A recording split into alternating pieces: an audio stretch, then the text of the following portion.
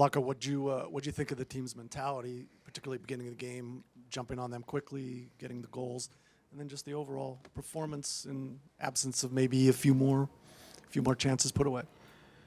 Yes, I think that we played well all together first and foremost, and I think in order to win against a team like Canada, good team, top level team, everyone has to put a shift. Whether you started or came off the bench, everyone has to put a shift. I was very happy with the approach in the game. I was very happy with the mindset, but very important, I was very happy with the performance individually of every player that was on the field, but also as a team. Go ahead, JT. Thanks, Aaron. Thanks, Vlatko. Emily Fox at right back tonight for a half, and then Emily Sonnet and Crystal Dunn was also out there. Take us through sort of the outside backs, your view of it, how you think it went, and what you want to see out of this position going forward. I mean, we can schedule a clinic of the profile of a right back that we believe, how we believe the players need to play in order to fit in our system. No, first I want to say that we like both Crystal and Emily playing as a pair of fullbacks. First, they're very good defensively in a 1v1 situation, but one thing that they're very good at, solving problems under pressure, and we saw that on both sides, that first Crystal was able to eliminate pressure or solve problems together with Lindsay, with Mel, Becky, anyone that is on the left subgroup, where Foxy on the right side, she solves problem different ways, on a dribble, eliminating player in a 1v1 situation, and then passes the ball on. So I thought both of them played very good. Crystal for 45 minutes, excellent performance, and hopefully as we go forward, we're going to see more and more in Crystal, obviously as she's getting back to 90 minutes. Jeff. Vlatko, we've seen a good amount of Sanchez in the 10 to start the year. How have you seen her progress personally and in that position, regardless of who's in it? How important is it for that player to connect with the number 9 dropping down in? Yes. I mean, Sanchez got special qualities. She's got special qualities on the ball. She has actually tremendous creativity, and that's why when she's there, very similar to Rose in the last few games, played a little bit more freely or free role, had a little more free role, and. It's not easy to synchronize her movements right away because she hasn't played much with Alex, but when they do, I think it worked very well. We're very happy where she's at positionally, and happy where she's at in the time of her stage of her development. The part that I feel like she needs to grow and get better is the defensive part, because she puts so much work and effort, but her timing and angle is just a little bit off, and it's not quite synchronized with Alex's movement when we want to shift from mid block into high press, for example. But she's a true student of the game, studies the game a lot.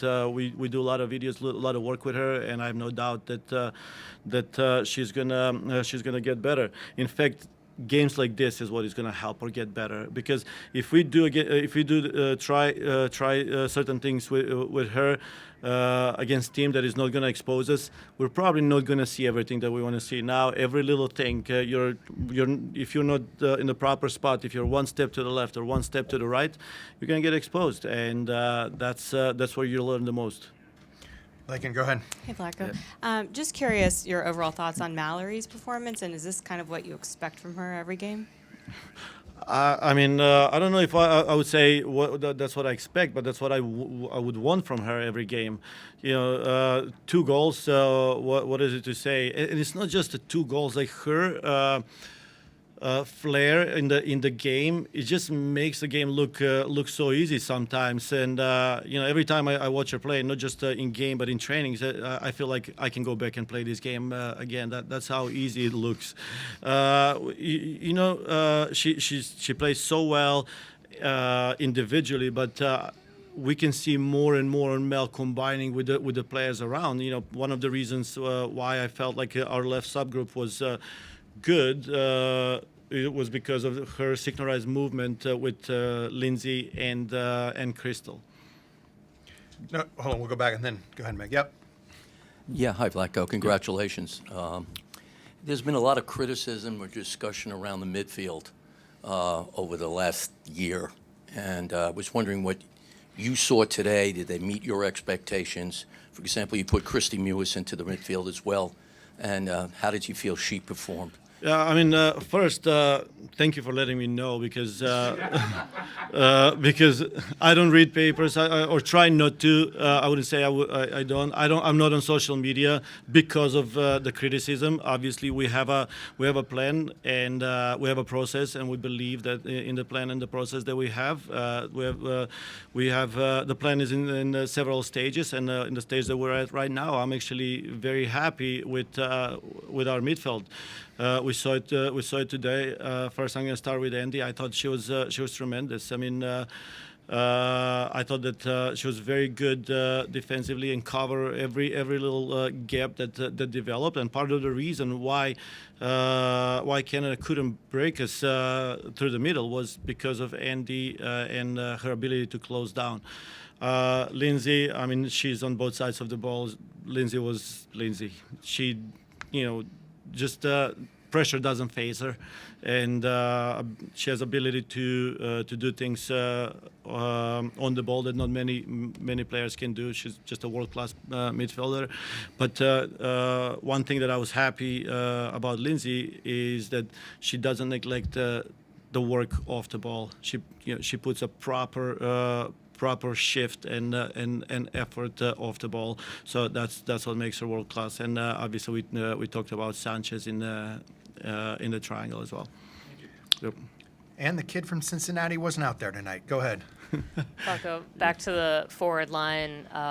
Trinity Rodman obviously had a couple really good performances in New Zealand, and tonight it seemed like she was really trying to focus on playing provider again, maybe to the point where she could have been a little more selfish. How do you balance trying to get her to take some of these chances herself with keeping her in line with the rest of the forwards? So obviously very happy again with Trinity's performance, and I think that will come with games. And even there was a video we were showing to her in the first 30 minutes of the game when something happened, and she I think we had an injury, and she came on the side, and we're showing a video of the space that she could take instead of going for a cross and going for a finish, because she's a tremendous finisher. She's shown that in different ways. I think that will come, and it will come with more and more she plays in this game, but also more time she spends in the environment, in our environment, and develops that ruthlessness.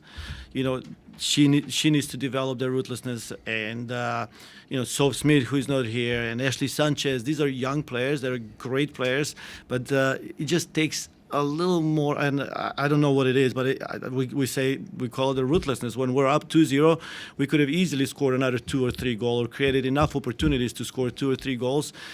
That's when you score the third one and put the game away. But again, happy with everything that we got, and we'll use those moments as learning opportunities so we can show Trin how she can be even better. Back of the room. Hi, Vlatko. Will Brown, official Florida FC. I noticed after both of the goals, Becky and Lana both came over to speak with you. What are you discussing with them when you're talking with them after the goals? Yes, we have certain things, we call it game management, and every player when the goal is scored or group of players have responsibilities.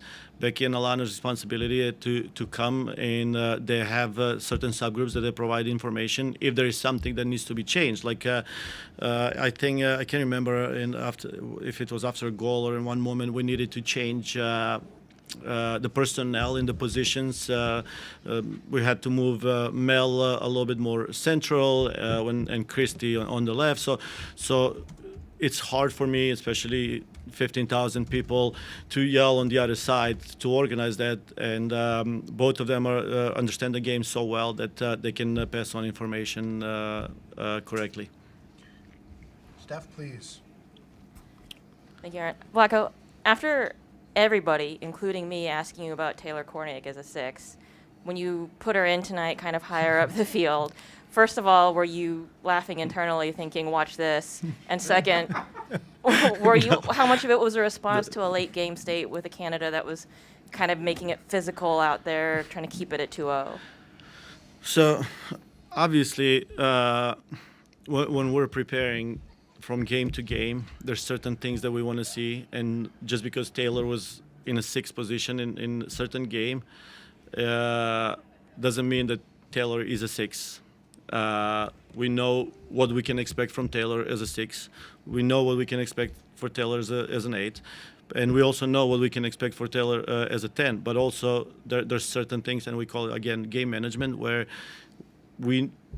what we needed at the moment from Taylor, it was to be as a 10, and that's where she came in. If we needed we were actually waiting maybe just a few minutes too long. If they sent Gilles, which they did in the last game, I think in CONCACAF final, they sent Gilles as a second forward, then Taylor was going to be a 6 to help us with those long crosses or crosses from deeper areas. The chess match. Let's reward those patient folks online. Jeff Carlisle, go ahead. Let's see and just to add, once Taylor went in, if they switched, she was going to switch as well. So, yeah. Jeff, can you hear us? I can hear you. Thank you, Aaron. Hello, Vlatko. Not to belabor the point on the midfield, but it did seem like Lindsay and Andy were a little bit more side by side. I know that's not the first time you've done that. But are you kind of leaning in that direction going forward in terms of how to deploy your midfield, or is this a game-to-game thing? It is a game-to-game. Obviously, we know what to expect from all of those players, and we're going to see even probably something different as well. We might have seen we could have tried actually something in this game if Rose was in the game, just so we know what to expect going forward. But with Sanchez, we wanted to keep it just a little more, a little simpler. But to answer your question directly, if that's something that we're going to see, we may see it, may not. I mean, once we do a review on the game, I'll tell you more. Let's go to Mike DeCourcy. Go ahead, Mike. Online. Yes, Vlatko, I appreciate it. And Aaron, I appreciate it. I wanted to ask about Mal and how much growth you've seen in her game, Vlatko, since going back to the Olympics situation. What you've seen from her that's taken her to this point where she can go out and score in 5 games in a row and strike twice against a high-end opponent. Yes, I talked about Mel's quality. She's just a tremendous player. Does things with ease, and I'm so happy to see that. Even when after the Olympics, one thing that we kept reminding ourselves, our staff, was the age that how old Mel is. Constantly, like, we gotta make sure that we remember how old she is, meaning that we know she's gonna get back. We did even assign a coach that worked with her every non-stop while she was not in camp, providing certain information that she needed to stay in touch with what we're doing in camps, so she doesn't lose anything outside of camp. And that's one thing. Another thing, a growth that we see in Mel is her leadership qualities. She's tremendous. She's becoming a really good leader, and on the field, her understanding of the game is very good, and her ability to help the players around is tremendous.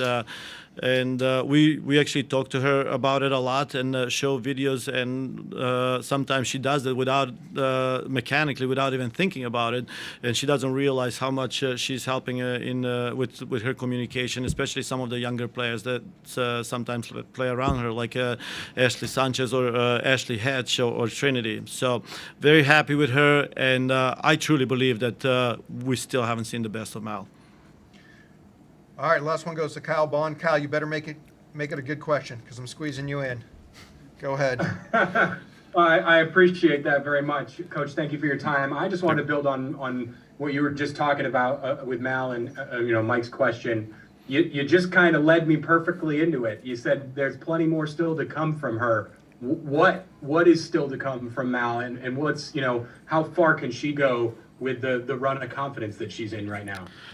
I wish I can tell you how far she can go. I mean, I want to take credit for some of the things that she does, but you know what? That's just special. She's just special. She's so good that I don't think anyone can take credit for what she has to do except Mel. She is in the moment, not just confident and not just playing well, but it's one of those things when you're just feeling it, and she's just feeling it. That's I don't know, simplest way I can put this together. She's just feeling it. And with that, Bev is coming in just a moment, so hang in there. Thank you, everyone. Appreciate it.